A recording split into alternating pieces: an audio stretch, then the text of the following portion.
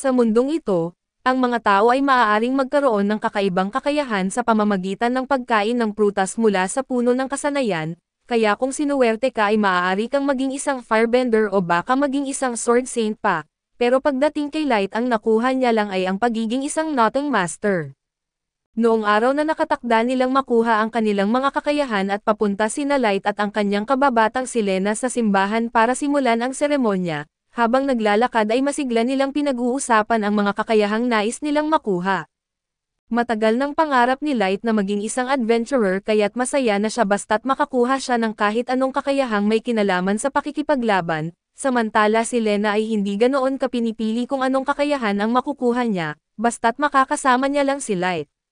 Gayunpaman ay medyo kinakabahan si Lena dahil walang nakakaalam kung anong kakayahan ang makukuha nila hanggang sa makain ang prutas, pero kumpiyansa si Light na makakakuha sila pareho ng magagandang kakayahan, subalit ay alam na natin kung paano iyon nauwi para sa kanya. Nang pumasok sina Light at Lena sa simbahan noong araw na iyon at ipinaliwanag ng banal na madre kung paano gumagana ang mga prutas ng kasanayan, makakakuha ka ng kakayahan sa oras na kainin nila ang prutas at magagarantiya nitong magkakaroon sila ng trabaho sa kahit anong larangang may kaugnayan dito, lahat ito ng walang mabigat na utang. Sa eskwela ay pinayagan silang pumili ng kahit isa sa mga prutas upang makuha ang kanilang kakayahan ngunit may isang patakaran na kailangang sundin sa lahat ng pagkakataon, isa lamang ang prutas ng kasanayan na maaari mong kainin sa buong buhay nila at dahil kung susubukan nilang kumain ng pangalawang prutas, ito'y magdudulot ng lason. Maraming tao na ang namatay dahil sinubukan nilang kumain ng pangalawang prutas matapos hindi magustuhan ang kanilang nakuha na kakayahan, kaya't gusto ng banal na tagapagsalita na maging malinaw na ang pagkain ng higit sa isang prutas ay may 100% na tsansa ng pagkamatay. Nagulat siya nang marinig niya kung gaano kadelikado ang mga prutas ngunit tiniyak ng banal na tagapagsalita na basta't hindi siya kakain ng pangalawa at magiging ligtas siya. Matapos ang babala ay sinabihan sila ng banal na tagapagsalita na pumili na ng kanilang prutas. Naunang lumapit siya ay kumuha siya ng kagat mula sa isa sa mga prutas at agad niyang naramdaman ang pagbabago sa kanyang katawan, isang nakakasilaw na liwanag ang lumitaw at biglang uminit ang katawan ni Lena, napagtanto ng banal na tagapagsalita na ito ang maalamat na sword saint skill na isang napakabihirang kakayahan na hindi niya inasahang makikita sa personal. Dahil dito, nakatakdang maging isa sa mga pinakadakilang adventurer sa bansa si Lena at tuwang-tuwa si Light para kay Lena, kaya binati niya ito sa kanyang kamangha-manghang kakayahan at ngayon ay siya naman ang susunod at doon ay lumapit siya sa altar at pumili ng sariling prutas, umaasang makakakuha siya ng isang disenteng kakayahan sa labanan upang makatulong kay Lena.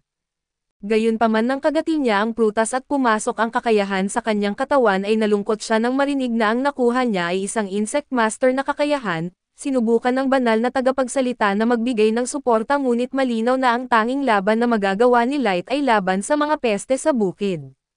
Wasak ang puso ni Light dahil tila nawasak na rin ang kanyang pangarap na maging isang adventurer, nagmakaawa siya kung pwede ba siyang muling kumain ng prutas ngunit malinaw ang sinabi ng banal na tagapagsalita tungkol sa 100% na tsansa ng pagkamatay, kaya't ayaw niya itong pahintulutan. Sinubukan ni Lena na aliwin si Light at sinasabing mananatili siya sa nayon at tutulong magtanim ng prutas dahil hindi mahalaga sa kanya kung ano ang ginagawa nila, basta magkasama sila ngunit hindi matanggap ng banal na tagapagsalita ang ganitong uri ng pagmamahalan at sakripisyo. Ang sword saint skill ni Lena ay isang bihirang biyaya na nangyayari lamang isang beses sa isang dekada. Hindi niya hahayaang masayang ang ganitong talento sa pagiging isang magsasaka at ipinilit ng banal na tagapagsalita na si Lena ay maging isang adventurer para sa ikabubuti ng bansa. Sa katunayan ay dadalhin niya si Lena sa royal capital kaagad upang masisimulan ang kanyang pagsasanay doon. Walang lakas ng loob si Lena na tanggihan ang kagustuhan ng banal na tagapagsalita kaya't napilitan siyang sumama. Ngunit bago siya umalis ay ipinangako niyang babalik siya para kay Light balang araw at lumipas ang 3 buwan mula sa mahalagang araw na iyon, at doon ay sinisikap ni Light na tanggapin ang kanyang sitwasyon sa pamamagitan ng pagsisikap bilang isang magsasaka. Ginagamit niya ang kanyang kakayahan upang mapalaki at mapaganda ang mga mani at kapag nahinog na ang mga ito ay ibinebenta niya ang mga ito sa bayan, hindi naman ganon kasama ang kanyang buhay basta't iniiwasan niyang isipin ang mga negatibong bagay. Habang papunta siya sa bayan upang magbenta ng mani at napansin niyang maliit ang mga ito kaya kakaunti lang ang bayad sa kanya, Sa kanyang pag-uwi ay nakita niya ang isang poster na may balita tungkol kay Lena at sa loob lamang ng 3 buwan mula nang umalis siya sa Nayon, na-promote siya bilang isang S-rank adventurer at napakahusay ng kanyang ginagawa. Masaya si Light para kay Lena ngunit ang pag-alam kung gaano siya kaprogresibo ay lalo lamang nagparamdam sa kanya ng pagkabigo. Pakiramdam niya ay isa siyang malaking pagkatalo at bagamat alam niyang wala siyang kakayahan para maging adventurer, patuloy pa rin siyang nagsasanay araw-araw sa pag-asang baka natural na ma-unlock niya ang isang sword skill o iba pang kakayahan. Paulit-ulit niyang hinahampas ang isang tuod ng puno gamit ang espada at naniniwalang kung mahahati niya ito, sapat na siyang malakas upang maging isang adventurer sa sariling pagsisikap at gayunpaman, hindi laging nagbubunga ang pagsusumikap kaya't ang tanging nakuha ni Light mula sa kanyang mga pagsasanay ay mga pasa sa palso. Napaupo siya sa lupa at lugmok sa pagkatalo at nagsimulang mag-isip kung naaalala pa kaya siya ni Lena. Sinabi ni Lena na babalikan siya pero sa lahat ng tagumpay at yaman na nakuha nito, hindi siya magtataka kung nalilimutan na nito ang kanyang pangalan at mukha.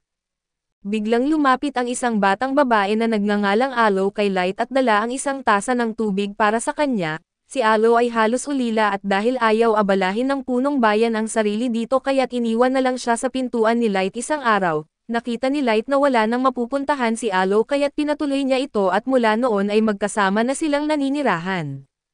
Sinabi ni Alo na tapos na siyang maghanda ng hapunan kaya't kung gusto ni Light ay pwede na siyang pumasok upang kumain. Masayang pumayag si Light at sa unang kagat niya ng pagkain at habang kumakain siya ay tinanong ni Alo kung kumusta ang ani nila ngayong araw at sinabi ni Light na maganda ang kita nila ngayon, lalo na't nakatuon na siya sa pagtatanim ng skill fruits kamakailan.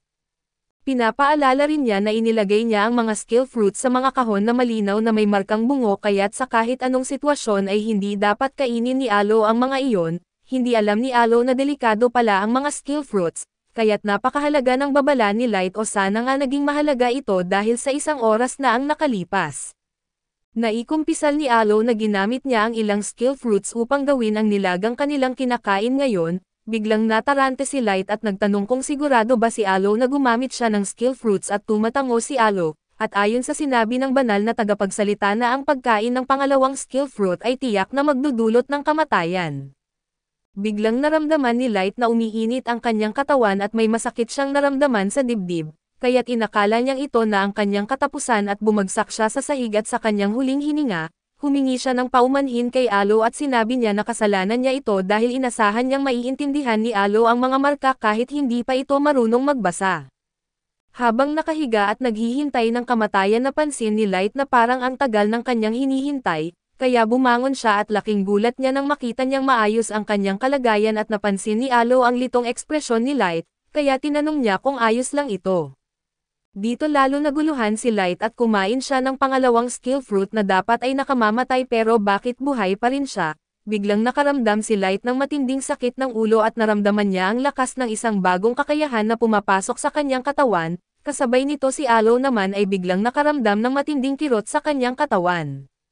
Dahil kumain din siya ng nilaga at ibig sabihin ay makakakuha rin siya ng kakayahan, bigla na lang nakita ni Alo ang mga salitang lumulutang sa harapan ni Light at binasa ang impormasyon tungkol sa kanyang Knotmaster skill, bukod sa kakayahang magpatubo ng mga mani at ang skill ni Light ay nagbibigay rin sa kanya ng immunity sa lahat ng lason na may kinalaman sa mani.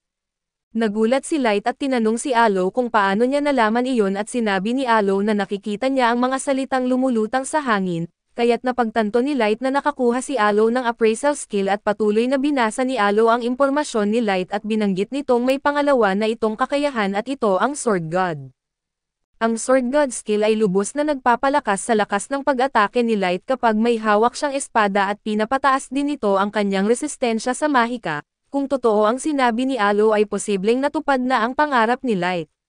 Gusto niyang subukan ito kaya't tumakbo siya palabas ng bahay at hawak ang kanyang espada at bumalik sa kagubatan upang alamin kung totoo ang kanyang bagong kakayahan. Itinaas niya ang espada at sa isang hampas lamang ay nahati niya ang tuod ng puno at pati na rin ang mas malaking puno sa likod nito. Sa puntong ito ay malinaw na napakalakas na ni Light at kinabukasan ay pumunta si Light sa bayan upang magtungo sa guild at maging isang adventurer. Sobrang excited siya dahil matagal na niyang pangarap ang makarating dito. Ang una niyang napansin ay ang notice board na puno ng mga bounty quest. Kung matagumpay nilang makukumpleto ang isang quest at makakabili sila ng bagong kagamitan at masasarap na pagkain, ngunit ang paggawa ng pera ay hindi lang ang dahilan kung bakit narito si Light ngayon, gusto niyang malaman kung gaano kaepektibo ang Sword God skill niya sa labanan. Kung maganda ang resulta ay maaaring maging opisyal na adventurer na siya. Sinabihan ni Light si Aya na maupo muna sa isang upuan at maghintay habang kumukuha siya ng quest sa front desk. Habang wala si Light, ginamit ni Aya ang kanyang appraisal skill upang suriin ang lahat ng tao sa loob ng guild. Namangha siya sa iba't ibang uri ng kakayahang mayroon ang mga tao, ngunit nagulat din siya kung gaano kawalang kwenta ang ilan sa mga ito, tulad ng isang lalaki na may skill na nagdudulot ng pinsala sa sarili at bigla siyang nakarinig ng kaguluhan mula sa front desk, kaya't tumingin siya at nakita si Light na nasa gitna ng pagtatalo sa isa sa mga adventurer sa guild. Nakilala ng lalaki si Light bilang ang lalaking laging nagbebenta ng mani sa merkado at tinawag niyang mahina si Light at sinabing wala itong karapatan sa guild, pero hindi pinansin ni Light ang panlalait nito at sinabi lang kay Aya na pwede na silang umalis. Nainsulto ang lalaki dahil hindi siya pinansin ni Light, kaya't ang normal na reaksyon niya ay subukang atakihin si Light gamit ang kanyang espada. Ngunit dahil sa Sword God skill ni Light napabuti rin ang kanyang reflexes, kaya't madali niyang naharang ang pag-atake at nagulat ang lalaki dahil hindi niya inakalang kaya itong gawin ni Light, mukhang handa pa siyang kumuha ng kasong pagpatay sa araw na iyon. Nakita ng mga kaibigan ng lalaki na kayang ipagtanggol ni Light ang sarili, kaya't pinilit nila siyang umatras dahil hindi ito laban na kaya niyang ipanalo. Sinubukan ng lalaki na ang pangalan ay Jin na gawing biro ang kanyang ginawa at sinabing hindi niya talaga intensyon na saktan si Light. Umalis na sila ng kanyang mga kaibigan upang gawin ang kanilang unang misyon at hindi nagtagal, umalis din sina Light at Aya matapos makuha ang kanilang quest at pumunta sila sa Rocky Plains at sobrang excited si Light dahil maaaring makita niya sa wakas ang isang halimaw sa personal. Dahil delikado ang lugar na iyon at sinabihan niya si Aya na manatiling malapit sa kanya at hindi nagtagal, nakita nila ang kanilang target na isang slime monster na nasa malayo. Naghanda si Light na labanan ito at dahan-dahan siyang lumapit upang subukang sorpresahin ito, ngunit napansin pa rin siya ng slime. Kaya't nagdesisyon si Light na harapin ito ng direkta at mas malakas na siya ngayon kaysa dati. Kaya't umatake siya ng buong lakas sa slime at nahati ni Light ang slime sa gitna, ngunit aksidenteng naputol din ang lupa sa proseso. Masaya siya na ang kanyang kakayahan ay talagang kapakipakinabang sa labanan, ngunit napagtanto niyang kailangan niyang kontrolin ang kanyang lakas upang maiwasan ang anumang karagdagang pinsala. Pinuri ni Aya si Light sa kanyang unang matagumpay na quest, kaso upang makumpleto ang misyon, kailangan nilang hatiin ang slime at dalhin ang mga bahagi nito pabalik sa guild upang ipagpalat sa pera, at sinabi ni Aya na medyo masama ang pakiramdam niya tungkol sa paghiwa sa katawan ng slime, ngunit pinaalala ni Light sa kanya na makakabili sila ng pizza kung maibebenta nila ang mga bahagi nito. Sa puntong iyon ay sinantabi na ni Aya ang kanyang konsensya at nagsimulang i-dissect ang slime. Biglang narinig nila ang sigaw ng isang tao mula sa kabilang bahagi ng kapatagan at tumakbo sila papunta roon at nakita si Jin at ang kanyang grupo na inaatake ng isang napakalaking ogre. Pinili nila ang isang madaling misyon upang pumatay lamang ng slime at umuwi agad, ngunit hindi nila inasahang makatagpo ng isang ogre. Nang umatake ang ogre ay nagtalunan sila upang umiwas, kaso kahit na naiwasan nila ang unang atake, wala silang laban-laban sa halimaw na iyon at tinawag sila ni Light at tinanong kung ayos lang sila, at nang makita siya ni Jin, agad siyang nakaisip ng plano upang makatakas. Tumakbo si Jin at ang kanyang mga kaibigan diretso kay Light at medyo nalito si Light sa ginagawa nila. Pagdaan nila sa kanya ay napagtanto niyang ginagamit siya bilang bitag upang makalayo sila, at ngayon, ang ogre ay nakatuon na kay Light kaya't wala siyang ibang magawa kundi harapin ito. Ngunit para labanan ang ogre at doon ay napagtanto ni Light na magandang pagkakataon ito upang subukan ang limitasyon ng kanyang bagong kakayahan. Nang iwas-iwas ng ogre ang mace nito sa kanya at mabilis na tumalon si Light sa gilid upang umiwas, ngunit mapanganib ang laro niya, kaya pinaalalahanan siya ni Alo na ang Sword God skill niya ay hindi nagpapataas ng depensa. Ibig sabihin kung matamaan siya kahit isang beses at maaaring ikakamatay niya iyon. Sa kabila ng banta ng kamatayan ay tumanggi pa rin si Light na umatras at determinado siyang maging pinakadakilang adventurer sa mundo, at upang makamit ang layuning iyon kailangan niyang malalampasan ang hamon na ito. Sanay na siya sa bagong lakas ng kanyang katawan kaya't tumalon siya sa ere, at habang sinusubukan na tamaan siya ng ogre, hinati niya ang mace nito sa dalawa gamit ang kanyang espada, at anuman ang mangyari, sisiguraduhin niyang makahabol siya kay Lena upang muling magsama sila.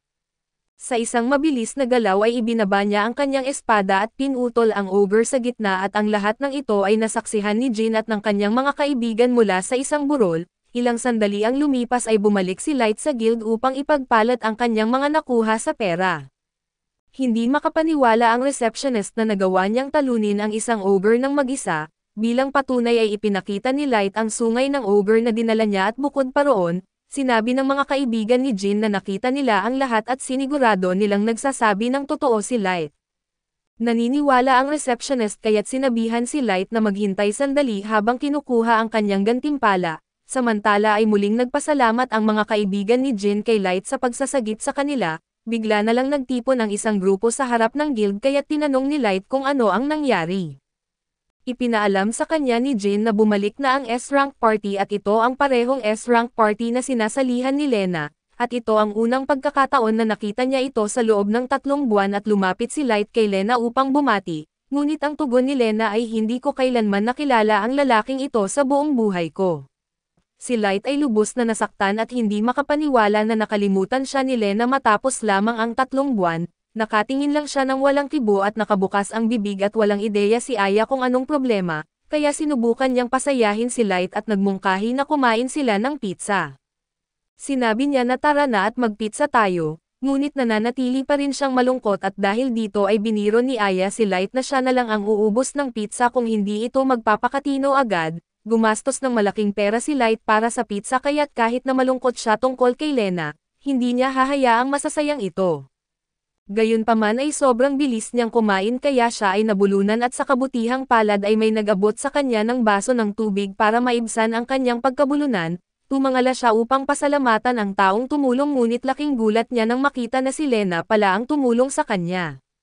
Yayakap na sana siya at sisigaw ng pangalan ni Lena kaso tinatakpan ni Lena ang kanyang bibig at sinabing tumahimik siya. Kundi maririnig sila ni Bruce at umupo si Lena sa mesa at nagpakilala si Aya dahil iyon ang unang pagkakataon na nakita niya si Lena ng personal, magtatanong na sana si Lena kung paano naging adventurer si Light sa loob ng 3 buwan, subalit nauna nang itanong ni Light kung bakit naroon si Lena. Sa totoo lang ay nagtaka rin si Lena kung bakit naroon si Light dahil hindi niya inaasahang makita ito sa guild. Proud na ikinwento ni Light na siya at si Aya ay naging adventurers at ipinaliwanag din niya ang nangyari sa insidente ng skill fruit na nagbigay daan sa kanya na magkaroon ng pangalawang kasanayan. Tila masaya si Lena para kay Light dahil ibig sabihin nito ay maabot na niya ang kanyang pangarap. Pagkatapos ay tinanong ni Light si Lena kung kumusta na siya kasama ang S-rank party na Sacred, ngunit sa ekspresyon ni Lena ay mukhang hindi masaya ang karanasan niya doon. Napilitan lang siyang makipaglaban kasama ang mga random na tao na pinili ng Holy Sister. Kahit maganda ang bayad ay mukhang hindi siya kontento subalit mas toxic pa ang atmosphere sa Sacred kaysa sa isang Call of Duty lobby, kaya pinayuhan ni Lena si Light na lumayo na lang sa Sacred kung gusto niyang mag-enjoy bilang adventurer. Hindi pa rin maintindihan ni Light kung ano ang masama sa Sacred dahil marami siyang naririnig na magagandang bagay tungkol sa kanila. Kaya inalala ni Lena ang isang insidente 2 buwan ang nakalipas nang harapin ng kanilang grupo ang isang higanteng ahas. Mahina ang mga ahas sa apoy kaya tinutusan ni Bruce ang mage na salakayin ang ahas gamit ang apoy. Gayunpaman ay sumasubra ang mage at nasunog din ang isang kalapit na bukirin at nang sinubukan ni Lena na ituro ito upang maaagapan ang sunog, wala nang pakialam dito si Bruce at wala raw halaga ang pagkasira ng bukid at ang trabaho lang nila ay patayin ang ahas, at nagawa na nila iyon. Kaya't ayon kay Bruce ay wala nang kailangang intindihin tungkol sa mga walang kwentang bagay na tulad ng collateral damage basta't natapos ang trabaho. Sinubukan din ni Lena na ipaliwanag ang sitwasyon sa Holy Sister ngunit mas walang pakialam ito kaysa kay Bruce. Hindi raw mahalaga kung gaano karami ang ari-arian ang masira o kung gaano karami ang ordinaryong tao ang mamatay, basta maalala sila ng kasaysayan bilang mga bayani at hindi inilahad ni Lena kay Light ang baluktot na pananaw ng kanyang grupo. Pero halata ni Light na hindi masaya si Lena. Kaya inimbitahan niya itong sumama sa kanila ni Aya kung gusto niya, subalit kahit gustong-gusto ni Lena ang ideya ay may mga dahilan kung bakit hindi siya makakaalis sa Sacred at sinabi ni Lena na ayos lang siya, pero halata ni Light na umiiyak ito kaya alam niyang may mali at ayaw lamang ni Lena na madamay si Light sa gulo niya kaya umalis siya sa mesa. Makalipas ang ilang sandali ay pumunta si Light sa front desk para kunin ang kanyang gantimpala sa pagpatay sa ogre. Binigyan siya ng 10,000 gold pieces na mas maraming pera kaysa sa kahit kailanman niyang nakita, pero sa kabila nito ay hindi siya excited at labis siyang nag-aalala tungkol kay Lena. Alam niyang hindi niya matutulungan ito hanggat hindi niya nalalaman kung ano ang ginagawa ng Sacred na nagpapastress kay Lena. Dahil hindi ito sasabihin ni Lena ng direkta at iminungkahi ni Aya na tanungin na lang niya ng personal si Bruce, ang leader ng grupo dahil bukas naman ang pintuan ng lounge nito. Sa loob ng lounge ay kasalukuyang nakaupo si Bruce kasama ang dalawang babae at nagkukwento ng mga kwento ng kanyang makapangyarihang laban, halimbawa ay ikinwento niya ang kanyang pinakabagong laban kung saan hinabol nila ang isang masamang grizzly bear. Sinabi niyang ginamit nila ang apoy upang sugpuin ang oso bago niya personal na ibinigay ang huling atake. Biglang pumasok ang receptionist dahil may kailangan itong talakayin kay Bruce tungkol sa kanyang kamakailang misyon. Ang mga tao mula sa nayon kung saan nila natagpuan ang masamang grizzly ay nagsampa ng reklamo laban sa kanya at ayon sa kanila, ang ginamit na fire attack ng Sacred ay naging sanhi ng pagkaubos ng tubig sa kanilang reservoir kaya't ngayon, wala na silang mapagkukunan ng tubig. Agad na binaliwala ni Bruce ang reklamo at gumawa ng palusot at sinasabing ang kaunting collateral damage ay hindi maiiwasan kapag nakikitungo sa napakalakas na halimaw, pero sa totoo lang ay lihim siyang nasisiyahan sa paglikha ng problema para sa mahihina dahil iniisip niyang mas mababa sila sa kanya. Narinig ni Light ang buong usapan at labis siyang nagalit sa narinig niya dahil alam niyang hindi kailanman isasawalang bahala ni Lena ang mga problema ng mga karaniwang tao. Humarap si Light kay Bruce at iginiit na palayain si Lena mula sa Sacred dahil malinaw na nagdurusa na ito, ngunit hindi siya sineryoso ni Bruce at tumawag ng seguridad upang paalisin si Light mula sa lounge at agad na lumapit si Aya kay Light upang tanungin kung ayos lang siya. Sinabi ni Light na maayos siya ngunit binalaan siya ng ibang mga adventurer na masamang ideya ang gagalitan si Bruce. Kahit na bastos ito ang pagpapagalit sa kanya ay maaaring magdala ng galit ng Holy Sister at kapag kinamuhian ka ng Holy Sister, tapos na ang karera mo bilang adventurer at kinabukasan, nagtipon ang lahat ng miyembro ng Sacred sa lounge at abala sila sa pagbubuhat ng kanilang sariling bangko. Subalit iniisip ni Lena ang sinabi ni Light tungkol sa pag-alis sa Sacred kung labis na siyang naaapektuhan nito. Sa wakas ay nagkaroon siya ng lakas ng loob na ideklara sa lahat na gusto niyang sundin ang kanyang moral na prinsipyo bilang adventurer, kaya sinabi niyang aalis siya sa Sacred na epektibo agad. Nagsimula na siyang maglakad papunta sa pinto kaso bago pa siya makalabas ay biglang hinaharangan siya ni Bruce. Binalaan niya si Lena na papatayin siya dahil sa pangahas niyang pagsusuway at hinawakan ni Lena ang hawakan ng kanyang espada upang ipagtanggol ang sarili. Ngunit naisip niyang kahit pa mayroon siyang sword saint skill at imposible pa ring talunin si Bruce sa isang laban ng isa sa isa. Napilitan siyang sumuko at binitiwan ang hawak sa kanyang espada at sinampal siya ni Bruce dahilan upang bumagsak siya sa sahig. Pagkatapos ay nagsimula si Bruce sa isang mababaw na talumpati tungkol sa kung paano niya dapat tiisin ang lahat ng ito alang-alang sa mga tao na maliligtas ng kanilang grupo sa hinaharap. Sinabi ni Bruce kay Lena na kailangan niyang magpatuloy sa pagtitiis hanggang sa araw na mamatay siya sa labanan at sa parehong araw, nakatakdang umalis ang grupo ng Sacred sa bayan at tuluyan nang tinanggap ni Lena ang kanyang kapalaran na mapilitang magtrabaho sa ilalim ni Bruce, gayunpaman habang paalis sila ng bayan ay hinaharangan ni Light ang kanilang daan.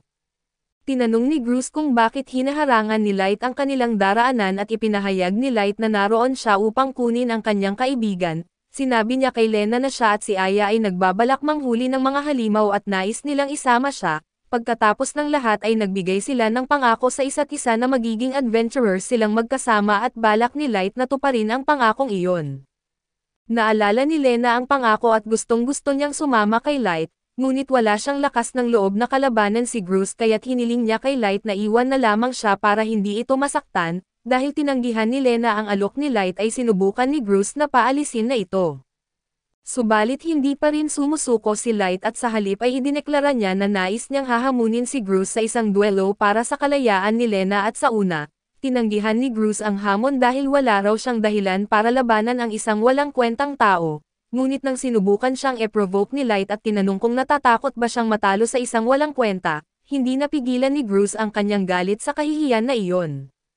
Sa huli ay pumayag siyang makipagduelo kay Light at balak niyang gawing halimbawa si Light sa iba, Gayunpaman ay naglagay si Bruce ng kondisyon na kapag natalo si Light ay ipagbabawal siyang bumalik sa Adventurers Guild magpakailanman at hindi na siya makakabalik sa lungsod.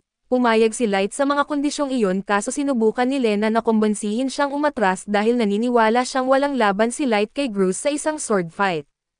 Hinugot ni Bruce ang kanyang espada at naghanda ng atake subalit bago niya ito gawin ay sinuri siya ni Aya gamit ang kanyang kakayahan. Binalaan niya si Light na si Bruce ay may taglay na Godspeed skill at isang kakayahan na nagpapahintulot sa kanya na mabilis na mapalapit sa kalaban halos agad-agad. Sinabi niya kay Light na kailangan niyang mag-ingat dito. Inihanda ni Light ang kanyang espada at upang gawing patas ang laban ay sinabi niya na ang kanyang mga kakayahan ay not master at sword god, ngunit hindi naniwala si Bruce dahil imposible raw na may isang tao na may dalawang kakayahan at sa isang iglap. Ginamit ni Bruce ang Godspeed upang agad nalapitan si Light at umatake. Halos hindi makita ni Light ang paparating na atake ngunit nagawa niyang harangin ito at sunod-sunod na umatake si Bruce, dahilan upang mapilitang magdepensa si Light dahil hindi niya matapatan ang bilis ng mga atake nito at sa kalaunan ay nagawa ni Light na lumikha ng kaunting distansya mula kay Bruce. Pero sandali lang ang distansyang iyon dahil biglang lumitaw si Bruce sa likod ni Light at tinuhad siya sa tagiliran. Kahit saan sa battlefield hanggat nasa saklaw ng kanyang kakayahan na kayang lumitaw ni Bruce doon sa isang iglap, ibig sabihin ay wala nang ligtas na lugar para kay Light at inamin ni Light na sobrang lakas ni Bruce ngunit tumanggi siyang sumuko. Sumugod siya upang umatake pero sa kasamaang palad ay naiwasan ni Bruce ang kanyang atake bago ito tumama.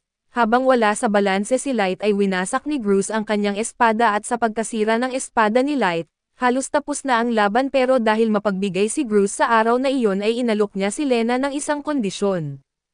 Patatawarin niya si Light kung ipapangako ni Lena ang kanyang walang hanggang katapatan sa kanya habang buhay, ngunit sinabi ni Light kay Lena na hindi niya kailangang mag-alala at dahil makakahanap siya ng paraan upang manalo sa laban, kahit na natatalo si Light sa ngayon ay nagpasya si Lena na magtiwala sa kanya at naniniwalang kaya niyang manalo sa laban na ito anuman ang mangyari.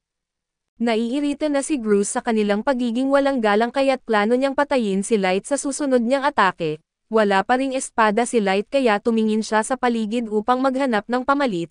Nakakita siya ng walis sa isa sa mga nanunood at nagpas siyang hiramin ito at naisip ni Bruce na minamaliit siya ni Light at sa isang banda ay tama siya, dahil pwede namang hiramin ni Light ang espada ni Lena.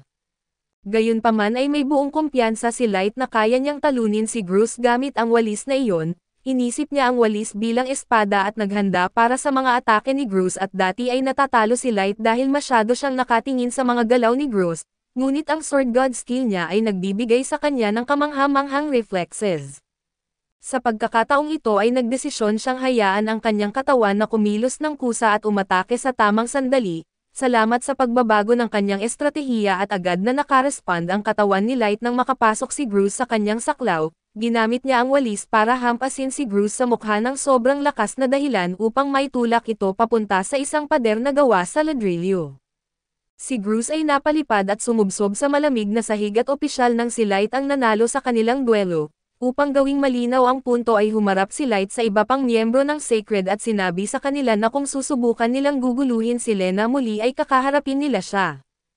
Pagkatapos ay humarap siya kay Lena at sinabi na malaya ka na.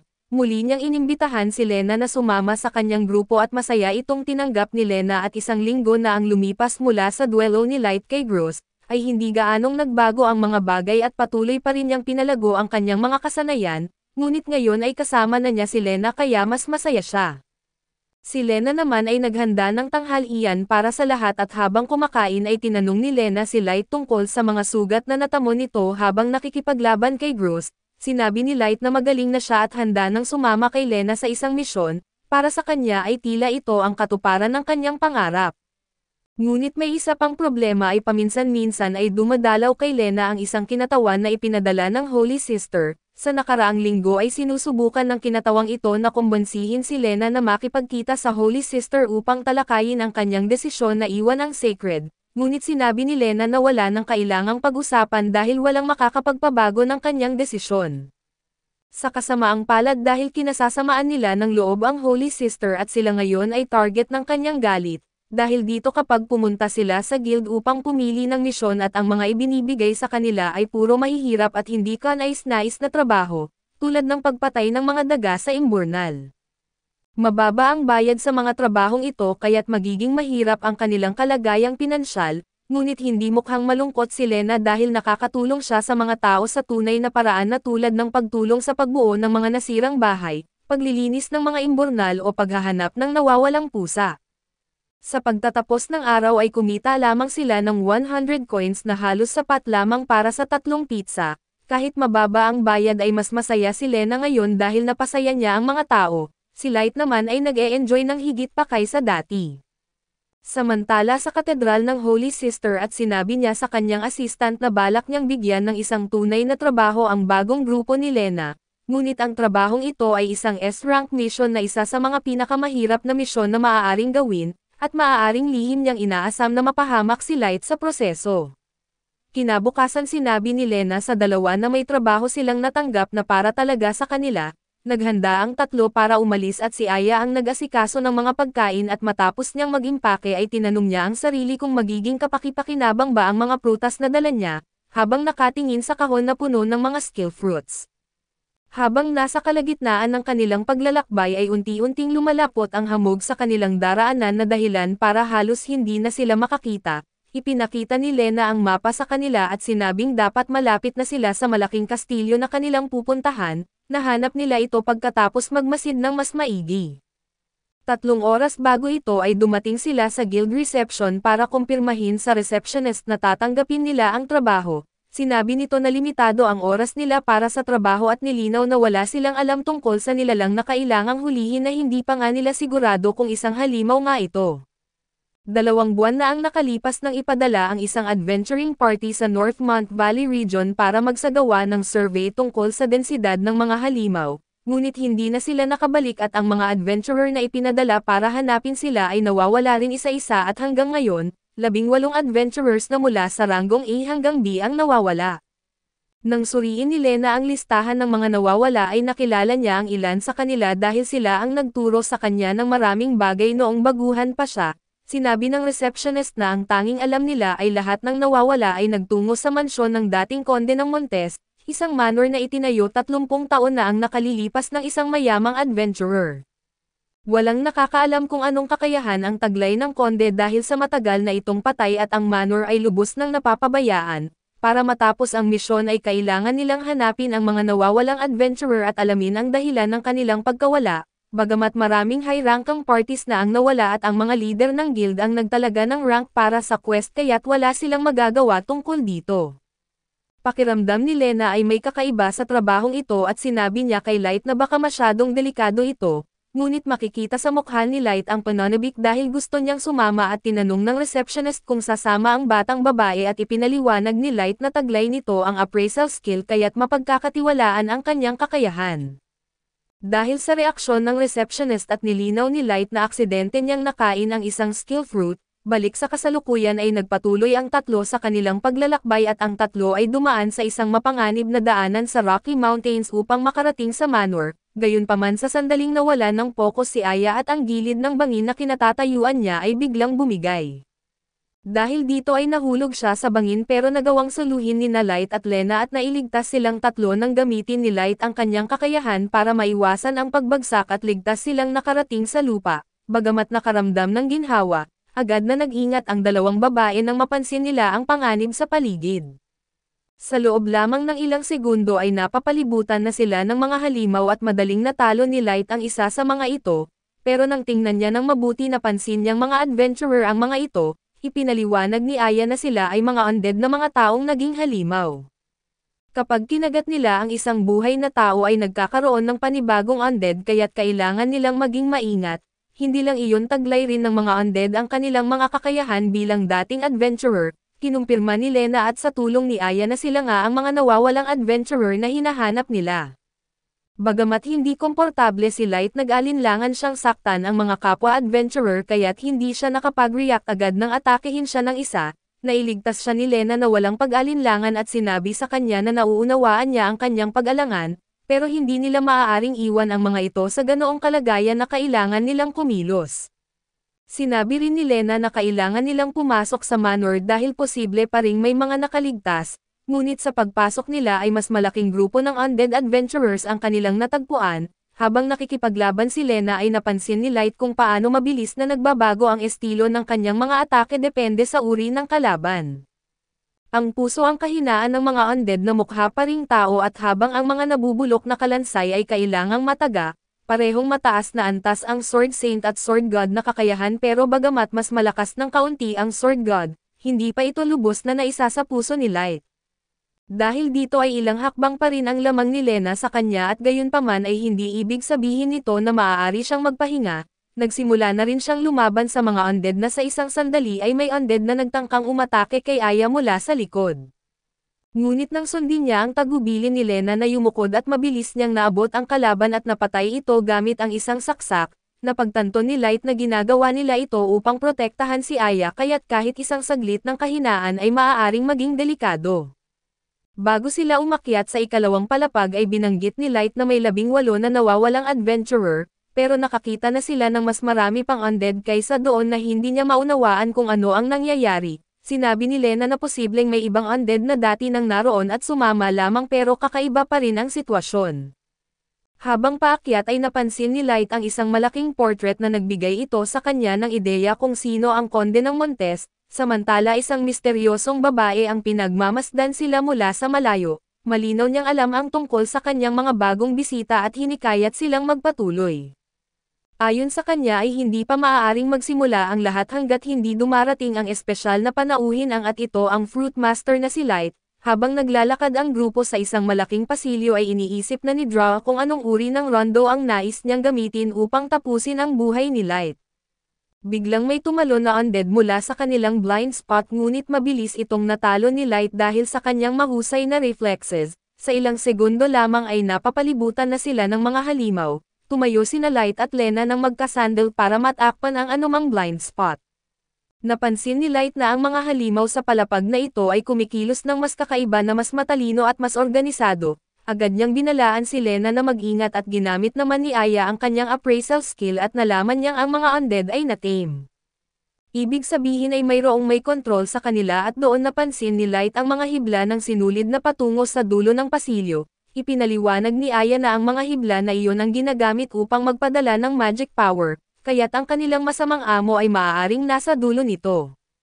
Nang makarating ang tatlo sa dulo ng pasilyo at binuksan nila ang pinto at napansin ni Lena na ito'y isang ballroom na isang lugar kung saan karaniwang idinaraos ang mga kasiyahan, biglang may isang babaeng sumasalubong sa kanila na sinasabing matagal na niyang hinihintay ang kanilang pagdating. Naisip na niya raw na mamamatay na siya sa paghihintay at lumapit siya upang ipakilala ang sarili bilang isa sa One Wing of Black Swan, ang elite forces ng darkness na si Draw at tinawag niya si Light gamit ang kanyang buong pangalan, ngunit si Light ay masaya lang na makahanap ng isa pang buhay na tao. Gayunpaman nagduda siya kung totoong nakaligtas si Draw at sa isang kilos ng kanyang kamay, tinawag ni Draw ang isang grupo ng undead upang suportahan siya at agad namang ginamit ni Aya ang kanyang appraisal skill at ipinaalam kina Light at Lena na ang kakayahan ni Draw ay necromancy, isang kakayahan para kontrolin ang mga halimaw na uri ng bangkay at espiritu. Pati ang kanilang mga kasanayan at natatanging kakayahan ay nagagamit niya at tinawag ni Draw ang appraisal skill na isang nakakainis na bagay, na bahagyang nakapagpatakot kay Aya at biglang tinanong ni Light si Draw kung naroon ba siya para sa isang trabaho mula sa Adventurers Guild at kung posible bang magtulungan na lang kaysa maglaban. Nilinaw ni Draw na hindi ganoon ang sitwasyon na naroon lamang siya para patayin ang Fruit Master at ang una niyang ginawa ay kontrolin ang isa sa kanyang mga halimaw upang atakihin si Light mula sa kanyang blind spot, ngunit nagawa itong talunin ni Light. Tinanong niya si Draw kung bakit gusto siyang patayin. Sinabi niya na iyon ang utos na ibinigay sa kanya kaso hindi na masabi pa ni Draw ang iba pang detalye dahil isa itong lihim. Inakala ni Light at Lena na alam na nito na darating sila kaya hinintay sila rito at sinabi ni Lena na hindi pa niya naririnig ang tungkol sa isang grupo na tinatawag na Black Swan o isang makapangyarihang kakayahan tulad ng necromancy. Sinagot naman ni Draw na napagod na siyang maghintay dahil masyado silang natagalan kaya't bilang kabayaran, inaasahan niyang libangin siya ng husto at mula roon ay magkasamang nakipaglaban sina Light at Lena upang lipulin ang mga undead na umatake sa kanila. Ngunit ang sumunod na nangyari ay naghanda si Draw ng isang espesyal na sorpresa para kay Lena na ipinakita niya ang dalawang adventurer na kilala na ni Lena noon. Lubos na nabigla si Lena nang makita ang kanilang kalagayan at habang nasa gulat siya, binalaan siya ni Aya na mag-ingat dahil ang mga undead na iyon ay may mga kakayahan. Ang lalaki ay may claw skill na nagpapahaba at nagpapatigas ng kanyang mga kuko habang pinapalakas ang kanyang lakas, samantala ang babae naman ay may mirror strike na nagbibigay daan sa kanya na umatake gamit ang mga salamin na imaheng nasa magkabilang panig niya. Nagsimulang ma-pressure si Lena sa pagtatanggol laban sa dalawa ng sabay-sabay kaya't unti-unti siyang umatras upang mapanatili ang kaligtasan. Samantala ay napansin ni Draw kung gaano nakakainis si Aya para sa kanya kaya't nagdesisyon siyang tanggalin ito sa laban. Agad na dumating si Light upang protektahan si Aya mula sa undead subalit dahil dito ay napalibutan siya ng mga kalaban, habang iniisip ni Light kung paano ipagtanggol si Aya ay binigyan siya ni Draw ng mas maraming pagsubok gamit ang iba't ibang kakayahan na inaatake sila mula sa maraming direksyon. Dahil sa haba ng laban ay unti-unti nang napapagod si Light, samantala si Lena ay tanggap na ang katotohanan na wala siyang magagawa kundi sirain ang dati niyang mga kaibigan, nang dumating siya sa Sacred City at sila ang unang lumapit sa kanya. Ilang linggo ang lumipas ay tuwang-tuwa sila nang maabot niya ang rank A at nilinaw ni Lena sa kanila na ang tagumpay na iyon ay dahil sa tulong nila. Ang matatamis na alaala na ito ay bumabangga sa malagim na kalagayan ng dalawa sa harap niya ngayon, habang abala siya sa pakikipaglaban na hindi na niya nakikita kung ano ang nangyayari kina Light at Aya. Alam niyang kailangan niyang tapusin ito agad at ang pinakamahusay na paraan ay putulin ang mga hibla na kumokontrol sa dalawa. Mabilis siyang lumapit upang putulin ang mga hibla kaso bago niya ibigay ang huling suntok ay naalala niya ang mga imahe ng dalawa habang nakikipag-usap sa kanya. Sinabi ng dalawa na hindi mali ang ginagawa niya at tinanggap nila na ito na ang wakas ng kanilang pakikipagsapalaran. Nagpasalamat sila sa lahat ng ginawa niya para sa kanila dahil isinasaalang-alang ang hiling nila, pinili niyang tapusin ito ng mabilis upang hindi na sila maghirap pa. Gumamit siya ng espesyal na atake para rito matapos iyon ay malungkot niyang nagpaalam sa kanila habang dinadala ang bigat ng kanyang damdamin, nang hindi na nagsasayang ng oras na agad na bumalik si Lena kina Light at Aya at sa puntong iyon, patuloy si Light sa paglaban sa mga undead na papalapit sa kanila. Kahit na marami na siyang napatumba tila hindi pa rin nauubos ang kanilang kalaban at doon niya napagtanto ang isang bagay at tinanong si Aya kung kaya ba ng necromancy na lumikha ng mas maraming undead. Sinagot siya ni Aya na hindi at ipinaliwanag na ang kakayahang ito ay nagkokontrol lamang sa mga undead na naroon na sa lugar. Napag-alaman niya ito matapos gamitin ang appraisal skill kay Draw at sa muli, nang marinig ito ay napaisip si Light kung saan nanggaling ang napakaraming undead. Matagal nang abandonado ang manor na ito at hindi katulad ng isang sementeryo o battlefield, wala dapat masyadong patay dito sa simula pa lang. Dahil dito ay nagdesisyon si Aya na gamitin ang kanyang kakayahan upang masuri ang lugar at alamin ang katotohanan. Sinabi naman ni Draw na mas matalino sila kaysa sa inaakala niya at gusto niya ang matatalinong tao, ngunit bago pa ito maging mas mahirap para sa kanya at nagdesisyon siyang alisin ang gumagamit ng appraisal skill. Bigla niyang kinontrol ang isang undead upang umatake kay Aya mula sa likuran ngunit mabilis na kumilos si Light at nailigtas ito. Muli siyang nag-isip ng paraan dahil alam niyang kung magpapatuloy sila sa ganitong sitwasyon, tuluyan silang mauubos. Nagbiro si Draw tungkol sa kanyang mabibigat na hakbang at tinawanan ang kanyang kalagayan. Nang magreklamo si Light tungkol sa pag-atake sa isang bata ay nilinaw ni Draw na walang etikete sa banquet na ito at sa kabila ng lahat, nanatiling nasa depensa si Light upang maiwasang mapagod pa ng husto.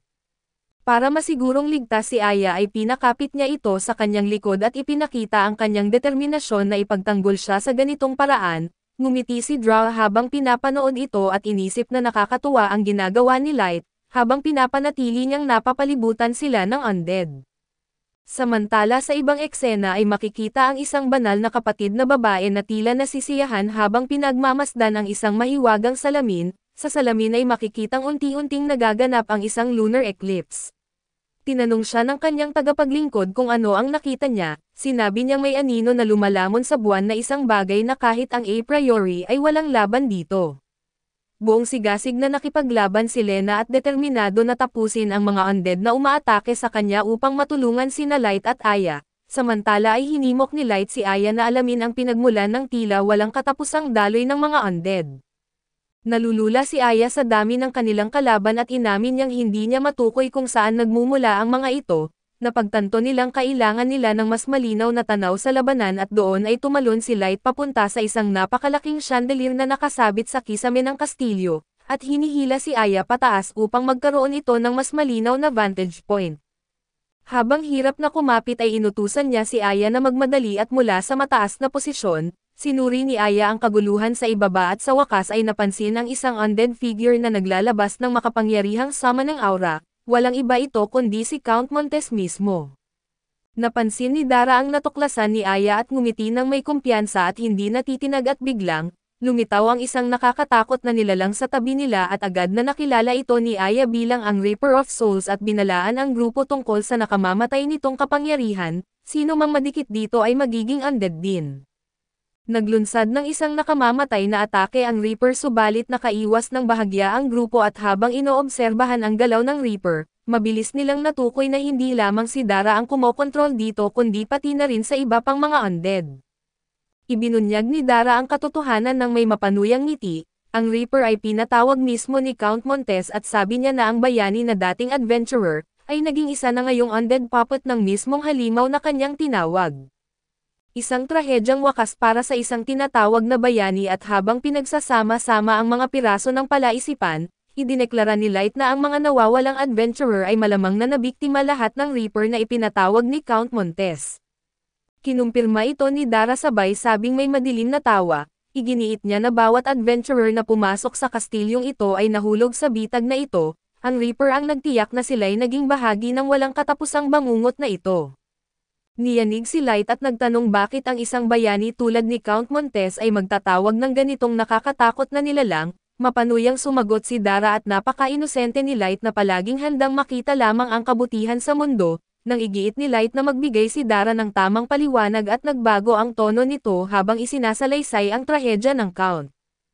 Ibinunyag ni Dara na si Count Montes ay nagtataglay ng isang ipinagbabawal na kasanayan na itinuturing parehong biyaya at sumpa, habang ang kakayahang ito ay ginawang tanyag siyang bayani noong una, unti-unti namang lumaganap ang takot sa mga taong kanyang nailigtas.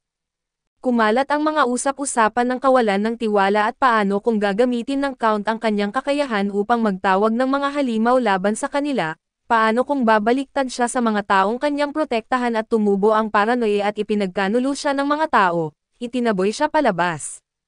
Kitang-kita na nababahala ay mahinahon na sinabi ni Light na kaya siya napunta sa lugar na ito dahil sa kanilang pagtataksil, nagpatuloy si Dara at ang kanyang boses ay puno ng pangungutya, ngunit hindi doon nagtapos ang kanilang pagkakanulo. Ang mga taong minsang pumuri sa kanya ay nagpadala ng mga adventurer upang patayin siya at gamit ang dahilan ng pagsisiyasat sa unti-unting pagbaba ng bilang ng mga halimaw sa lugar, sa isang sulok ay walang magawa at ginawa ng Count ang kanyang huling desisyon. Tinawag niya ang Reaper of Souls upang patayin ang kanyang mga umaatake. Nabigla si Light sa revelasyon ng trahedya ni Count Montes at tinanong kung bakit itinago ng guild ang napakahalagang impormasyong ito, mapanuyang ngumiti si Dara at sinabing tama na ang usapan at sabay dagdag ng may pangungutya, ang kontrolin ng Reaper at ang mga biktima nito ay nagpapahintulot sa kanya na manipulahin ang kanilang dugo sa anumang paraan na gusto niya. Habang nasa isip pa rin ni Light ang kwento ng Count na isang nakakatakot na ideya ang sumagi sa kanya, paano kung ang sariling kakayahan niyang fruit mastery ay maging dahilan upang siya rin ay itatakwil tulad ni Montes, ang ideyang ito ay labis na gumagambala sa kanya. Nawawala sa sarili at muntikan na siyang tamaan ng isang atake mula sa isang halimaw ngunit sa huling sandali ay naiwasan niya ito, sumigaw si Aya bilang babala kaso mabilis siyang tumugon ng ayos lang siya. Pinatatag ni Light ang kanyang sarili at muling nag-focus sa labanan at determinado na tapusin ito upang protektahan si Aya at habang inoobserbahan ang labanan, napansin niya ang isang kakaibang bagay. Lumingon siya kay Aya at iginiit na napansin niya ang lahat ng puppet ni Dara na gumagawa ng parehong galaw ng sabay-sabay, sinuri ni Aya ang nakita at kinumpirma na tama siya at nagbabago lamang ang kanilang galaw kapag may bagong utos na binibigay. Narinig ni Dara ang kanilang pag-uusap at galit na sumigaw na tatapusin na niya ito ngayon, sabay pagbitaw ng isang alon ng mga halimaw papunta kay Light ngunit mabilis na nakaisip si Light at gumamit ng isang tuso na estratehiya at nang madistract si Dara ng sapat upang bigyan ng pagkakataon si Lena na umatake. Nahuli sa gulat at sinubukan ni Dara na umiwas ngunit hindi siya nakarespond ng sapat, sinamantala ni Lena ang pagkakataon at nagbigay ng isang matinding suntok sa Reaper of Souls at tuluyang winasak ito. Pagkatapos ay hinarap ni Lena si Dara na may mabigat ngunit kontrolado na galaw. Hindi niya ito papatayin at madiin niyang sinabi na marami pa siyang tanong na kailangang masagot at nanginginig ang ngiti ni Dara habang tumatalikod ang laban-laban sa kanya, samantala ay hinarap ni Light si Count Montes sa huling sandali nito at tiningnan siya ng Count gamit ang hangkag na mga mata at marahang sinabi, "Kinamumuhian ko ang mga kakayahan, at darating ang araw na kamumuhian mo rin ang mga ito." Nang handa na si Light na ibigay ang huling atake at muling nakuha ni Dara ang kontrol sa katawan ng Count, sa kanyang huling desperado na hakbang ay pinilit niya ang Count na magsagawa ng isang makapangyarihang summoning spell. Ang spell na ito ay tuluyang nilipol ang lahat ng natitirang undead sa isang iglap. Ang resulta ng spell ay nagdulot ng pagkagulat sa lahat at mula sa mga anino ay lumitaw ang isang napakalaking nakakatakot na dragon na ang presensya ay naglalabas ng labis na kapangyarihan. Ang koponan ay nanatiling nakapako at hindi makapaniwala sa kanilang nakikita. Pati si Dara na nanatiling tiwala sa buong laban ay halatang natatakot at hindi niya inasahan ang ganitong antas ng kapangyarihan. Inamin niya na nanginginig ang boses at ang dragon na hindi mapigilan at galit, ay agad na tumingin kay Dara.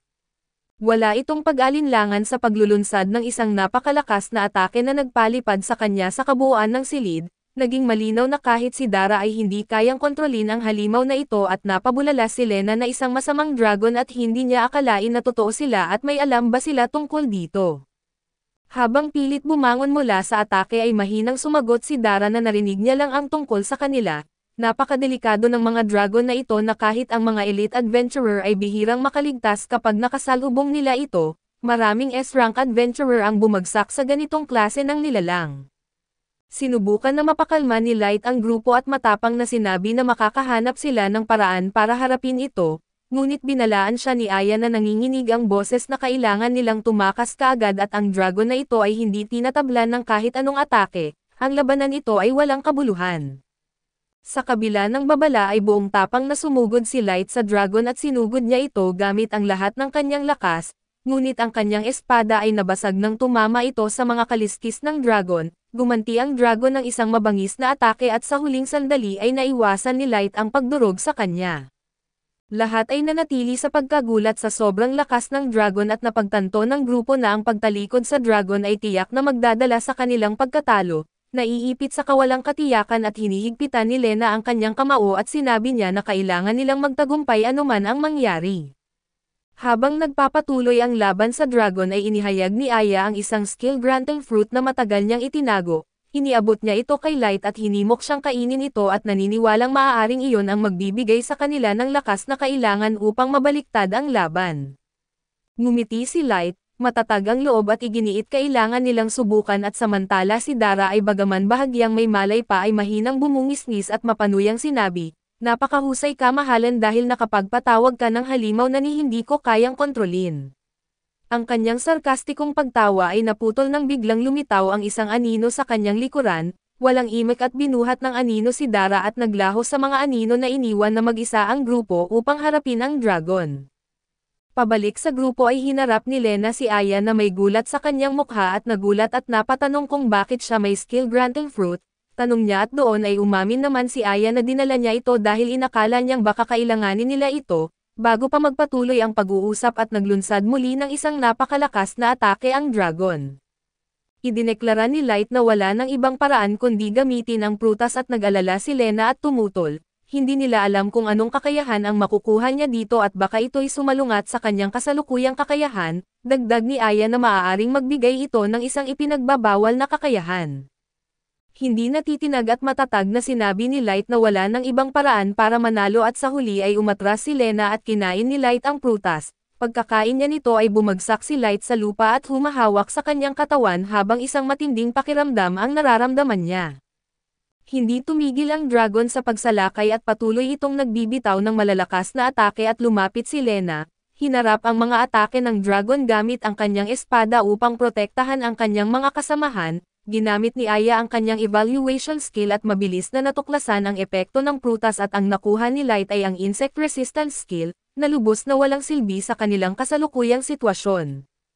Bagaman na frustrate ay nanatiling determinado si Light at nagpas siyang sumubok muli at ang mga atake ng dragon ay lalo pang tumitindi. Walang awa nitong inatake si Lena at sa kabila ng mabigat na presyon ay tiniyak ni Lena sa grupo na huwag silang mag-alala at aalagaan niya ito habang iniisip nila ang susunod na gagawin. Sa gitna ng desperasyon ay humingi si Light ng 2 pang prutas kay Aya at nagdalawang isip si Aya at binalaan siya. Hindi nila alam kung ano ang mangyayari kung sabay niyang kainin ang 2, napakapanganib nito subalit mariing sinabi ni Light na wala na silang oras para mag-isip. Nag-alangan man pero iniabot pa rin ni Aya ang 2 prutas at sabay na kinain ni Light ang mga ito at gayunpaman ay muli siyang nabigo. Ang mga nakuha niyang bagong kakayahan ay Cat Tamer at Beast Durability Enhancer, na parehong walang silbi laban sa dragon. Ang epekto ng sabay na pagkain ng 2 prutas ay nagdulot ng labis na kahinaan kay Light na parang nasusunog ang kanyang katawan. Bumagsak siya na halos hindi makagalaw at mahina niyang sinabi na kung hindi gagana ang susunod na prutas ay hindi na siya makakalaban. Samantala ipinagpatuloy ni Lena ang laban sa dragon gamit ang lahat ng kanyang lakas subalit ang kanyang espada, at dahil sa paulit-ulit na pagsagupa sa halos hindi matinag na mga kaliskis ng halimaw, ay tuluyang nabasag at naglunsad ng isang napakalakas na atake ang dragon na nagpadala kay Lena sa pader. Sa desperado na pagtatangka na mabaliktad ang laban ay kinain ni Light ang huling skill-granting fruit at sa pagkakataong ito isang kakaibang enerhiya ang dumadaloy sa kanya, at ang kanyang kamay ay nagningning ng isang di pangkaraniwang liwanag. Habang naghahanda ang dragon na atakihin si Lena na nawalan ng malay ay mabilis na naghagis si Light ng bato sa halimaw, na nag-abala nito at inilagay ang sarili sa pagitan ni Lena at ng dragon at mahina niyang bumubulong na patawad sa paghihintay sa kanya. Nagkamalay si Lena at tinanong kung anong kakayahan ang nakuha ni Light at habang sinusuri ni Aya ang liwanag na bumabalot kay Light, ipinaliwanag niya na ang nakuha nito ay ang Slumbering Spirit Skill na isang kakaibang kakayahan na naglalabas ng pulbos na kayang agad patulugin ang kahit anong nilalang na malalanghap nito. Hindi na nagsayang ng oras si Light at itinuon ni Light ang enerhiya ng kanyang kakayahang Slumbering Spirit patungo sa dragon. Gayunpaman ay nagpatuloy ito sa pagwawala na parang walang epekto sa halimaw at napagtanto ni Light na hindi pa naaabot ng pulbos ang dragon. Tinanong niya si Aya tungkol sa saklaw ng kakayahan at ipinaliwanag niya na limitado ito sa 3 metro lamang at mabilis na gumawa ng plano si Light. Pinulot niya ang kanyang sirang espada at may ngiting bahagya niyang sinabi na buti na lang nasira ang espada niya. Napatingin si Lena at Aya sa kanya nang may pagtataka at sabay na nagtanong kung paano makakatulong ang sirang espada. Tumugon lamang si Light na ang espada ay espada pa rin at gamit ang matalim na gilid ng sirang espada ay inatake niya ang kisame sa itaas, na nagdulot ng pagbagsak ng malalaking tipak ng mga debris. Tumalon siya sa bumabagsak na mga piraso ng bato gamit ang mga ito bilang pansamantalang hagdan upang makalapit sa dragon. Sa hindi matatawarang determinasyon ay nagawa ni Light na makatalon sa ulo ng dragon at habang isinasagawa ang kanyang bagong kakayahan, buong tapang niyang idineklara na hindi ito makakatakas sa slumbering spirit niya. Mula sa kanyang katawan ay lumabas ang nagliliwanag na pulbos na bumabalot sa dragon sa isang nagniningning na ulap.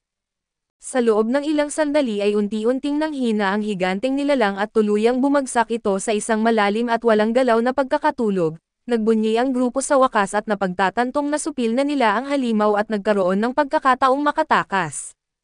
Habang naghahanda silang umalis ay napansin ni Lena ang isang kakaibang bagay sa lupa at nakaramdam siya ng kakaibang enerhiya na nagmumula rito at pinulot ito, sigurado sa kahalagahan nito at bago pa nila masuri ang bagay ay nagsimulang gumuho ang kastilyo. Habang iniiwasan ang bumabagsak na mga debris tumakbo ang grupo patungo sa labasan, halos hindi nakatakas habang ang istruktura ay tuluyang gumuho sa likuran nila at sa labas, agad na tinanong ni Lena si Light kung maayos siya. Bagamat halatang pagod ay ngumiti si Light at mahinang sinabi na ayos lang siya, huwag silang mag-alala at bumalik na sila at kunin ang kanilang gantimpala. Sa kabila ng kanyang mahinahon na asal nakitang-kita na siya'y labis na nauubos ang lakas mula sa matinding laban. Sumakay ang grupo sa kanilang mga kabayo at nagsimula ng kanilang paglalakbay pabalik sa lungsod at ang kanilang pagod ay napalitan ng ginhawa dahil sa kanilang kaligtasan. Pagdating nila sa tarangkahan ng lungsod ay lumingon si Light kay Aya at may pasasalamat sa kanyang tinig. Naging matagumpay sila sa misyong ito dahil kay Light. Bago pa makasagot si Aya ay biglang bumagsak si Light na nawalan ng malay at agad na lumapit sina Lena at Aya. Labis na nag-aalala habang sinusubukan nilang maintindihan kung ano ang sanhi ng biglaang pangyayari. Kinabukasan ay masayang nagpalipas ng oras sina Ella at Lena at masipag na tinapos nito ang kanyang mga gawain, na labis na ikinatuwa ni Lena at habang pinupuri ang pag-unlad ni Ella ay binanggit niya na nagiging maaasahan na ito. Ngumiti si Ella at iginiit na naniniwala siyang magiging proud din si Light sa kanyang progreso, kaso ang kanilang payapang sandali ay biglang naputol nang biglang pumasok si Light sa silid na may ngiti, ipinahayag niyang hindi siya patay at nagulat at tuwang-tuwa. Agad na tumakbo sina Ella at Lena papalapit sa kanya na hindi makapaniwala. Ipinaliwanag ni Light na nagising siya ng mas maaga kaso nainip siya sa pagiging walang ginagawa, kahit na iginiit niyang sumama sa kanila at pinayuhan siya nina Ella at Lena na magpahinga, ipinaalala sa kanya ang matinding epekto sa kanyang katawan matapos kumain ng 4 na prutas ng kakayahan. Hindi alintana ang kanyang pagtutol at pinapahiga siya sa kama at naghanda silang umalis at nang makita ito, nagtanong si Light kung saan sila pupunta at ipinaliwanag ni Lena na papunta sila sa Adventurers Guild upang magulat ng impormasyon tungkol sa masamang dragon. Nais ni Light na sumama ngunit iginiit ni Ella na manatili siya at magpahinga at nangakong aayusin nila ang lahat, bagaman ayaw niyang maiwan ay napilitan si Light na pumayag at pagdating sa Adventurers Guild, sinabi ng isang manggagawa sa kanila na kailangan nilang maghintay ng 2 oras bago sila makapasok sa meeting hall. Nagulat si Lena at tinanong kung bakit may pagkaantala at humingi ng paumanhin ang manggagawa at ipinaliwanag na abala ang lahat ng opisyal, bukod pa rito ay may isa pang suliranin na hindi maaaring makapasok si Ella sa meeting hall dahil hindi siya opisyal na rehistradong adventurer. Nalungkot si Ella sa balitang ito at nang makita ang kanyang pagkadismaya at napagpasyahan ni Lena na iparehistro siya agad, binigyan ng manggagawa si Ella ng isang form upang sagutan kaya't sinimulan na ang proseso at habang pinupunan ni Ella ang form, may ilang adventurer sa guild na nagtawanan at kinutya si Lena dahil nagdala ito ng batang babae. Nagbitiw sila ng mapanuyang komento dahil dito ay napanghinaan ng loob si Ella at nagsimulang magduda sa sarili. Pakiramdam niya ay hindi siya nababagay sa mga bihasang adventurer at lalo pa niyang naramdaman ang kanyang kakulangan dahil sa kanyang simpleng hitsura at kawalan ng kagamitan.